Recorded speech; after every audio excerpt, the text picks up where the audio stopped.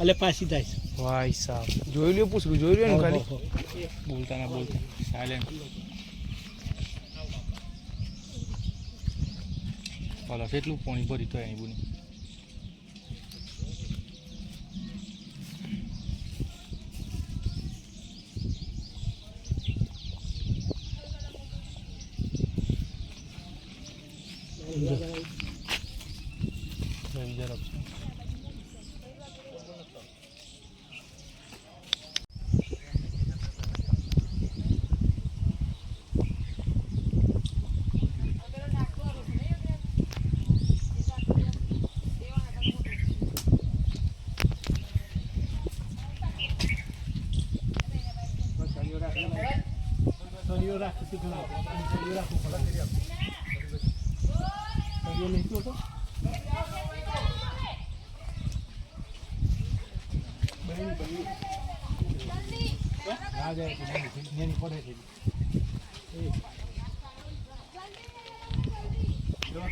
ફૂક માણસ જોયું?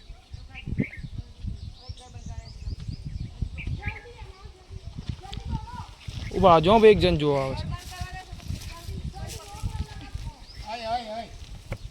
ઉભા જો એક સેકન્ડ.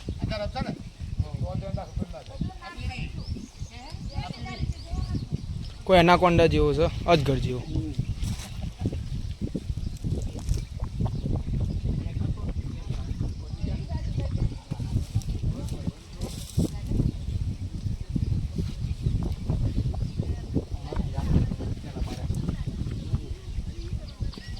અરે રે રે રે વિદ્યા સટક તો વાર ના લાગો.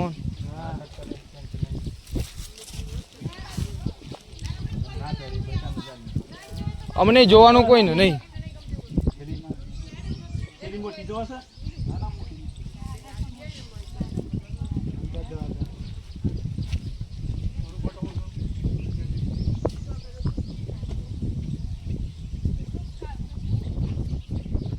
ચાલ અબસ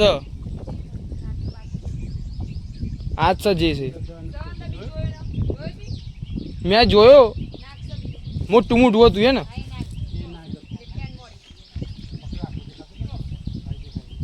ભાઈ છેલ્લી પડે એવું લાગતું.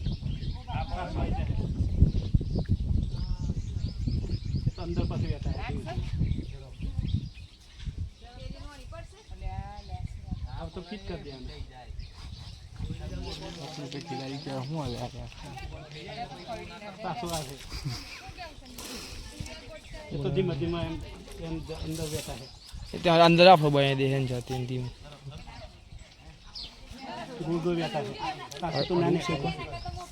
પડી ગયું અંદર જાય છે ને. પડી જવું છે હું લેવા દઉં જોયું ને અંદર જાય છે. જોયું પાછ મેં કાંઈ જ નહીં એને ફિટ કરી દે. મમ્મી કઈ કોણી નહીં થયેલી.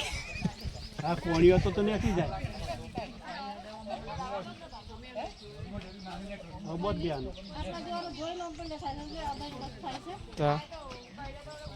એ બંધ ગુરુ મંત્ર હોય જોડે. કયા ઠંબા કોને બોલાય? સાપ કહેવાય. બધા સાપ ઝેરી નથી હોતા. આ સાપ છે બિનઝેરી છે, જે આપણે વ્યક્તિ કરીએ. આની માનસિકતા એવી છે એટલે ઝેરી હોય.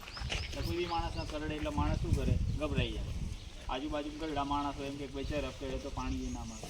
એટલે આ કહેવતના લીધે કોઈ બી માણસે ડરનો માર્યો હાર્ટ એનું ફેલ થઈ જાય, ધબકારા વધી જાય, સમજ્યા? જેના કારણે માણસનું હાર્ટ એટેકથી મૃત્યુ થાય. એને નામ કોનું આવે?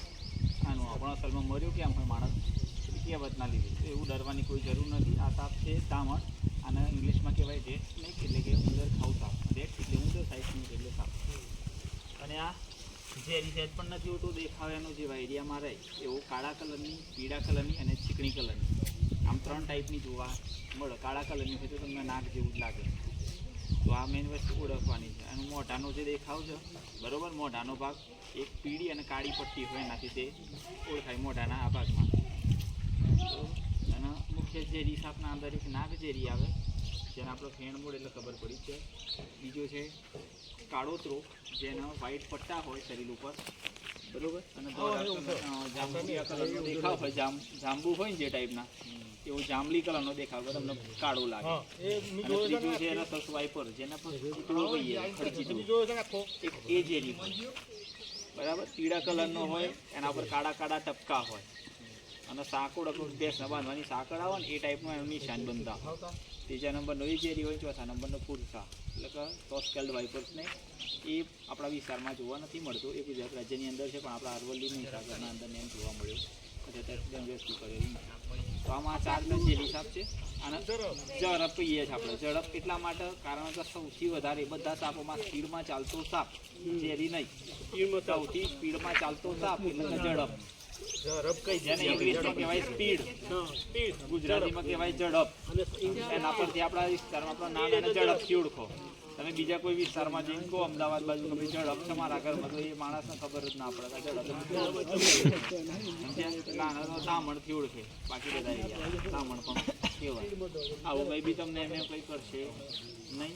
તમારે એના ઉપર તમારું પગ પડી જાય તો જ તમને બચવું પડશે પોતાના બચાવવા માટે. કાં તો તમે એને મારવા જતા હોય, કાં તો પકડવા જતા હોય, એ ટાઈમે એ બચવું ભરવા આવે. કેમ? એના સ્વ બચાવ માટે. એને એવું છે કે મને મારશે. અને સાપ છે એ સ્થિર વસ્તુ જોઈ શકતું નથી. અસ્થિર વસ્તુ એટલે હલનચલન થતું એ દેખાય. એટલે અસ્થિર વસ્તુથી એને ડર લાગે એટલે એના ઉપર સહાર કોઈ પોતાનો બચાવ કરવા જાય. બરાબર. બાકી આ સાપ છે ઝેરી નથી. હવે તમારા પ્રશ્ન હોય તો પ્રશ્ન પૂછીએ. સાપ તો તમને ગમે ત્યાં જશો, કોઈ પણ ખૂણામાં જશો, સાપ આ માહિતી એટલા માટે આપું છું કે તમે લોકો જાગૃત થશો. તો હું જે પણ જગ્યા ઉપર જાઉં ત્યાં આગળ કોઈ પણ માણસનો સાપ કરડે તો માણસ ડરથી ના મરવું જોઈએ. આ કરડે તો તે પણ ડરવાની જરૂર નથી. માણસ ડરથી ના મરવું જોઈએ. બુવાના ચક્કરમાં આવવાનું નથી. તમને આ કરડો તમે બુવા જોડે જશો, બુવો ઝેર ઉતારી આપશે. તમારો બચાવ થશે કઈ રીતે? તો આની જે માનસિકતા તમને પેલા ગરડા માણસોએ ફિટ કર્યો કે જ્યારે ઝેરી આવે માણસ મરી જશે, એ પેલા દર્દી એમ વિચારે ચાલુ હું મરી જ જશે 100%. કેમ કે કોઈ બાથીની બાધા રાખીએ છે આપણે, તું બચી જઈશ. કાં તો કે બુવા જોડે લઈ જઈએ છે, ચિંતા ના કર. એટલે એ માણસનું 50% મગજ બુવાના તરફ આકર્ષાય, એટલે એ શાંત રહે થોડો, કોઈ બુવો મને બચાવશે. એના કારણે એનો બચાવ થાય. અને એની એ ઘટના તમે બીજી વાર ઝેરી સાપ કરડો હોય ને કરો એ ટાઈમે માણસનું મૃત્યુ થાય છે. કોઈ બુવાના ચક્કરમાં આવવાનું નથી. દવાખાને જતું રહેવાનું. 108નો ફોન લગાવીને તમે દવાખાને પહોંચી જાઓ તો તમને 108માંથી સારવાર ચાલુ થઈ જશે. આવું કંઈ બી તમારા વિસ્તારમાં દેખાય તો આપણો નંબર છે 84 69 54 40 92. એ નંબર પર કોન્ટેક્ટ કરી શકો.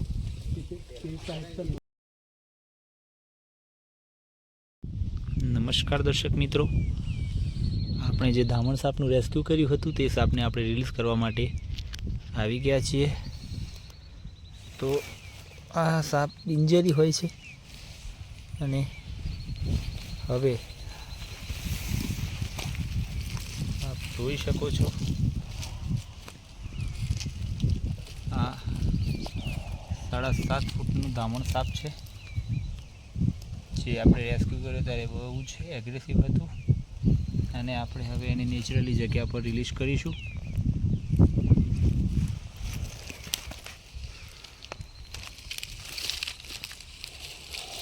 તો મોઢું ફૂલાવીને સામે થવાનો પ્રયત્ન કરે છે અને જુઓ રિલીઝ કરતાની સાથે જ તે તેની નેચરલી જગ્યા પર જતી રહી. ધન્યવાદ.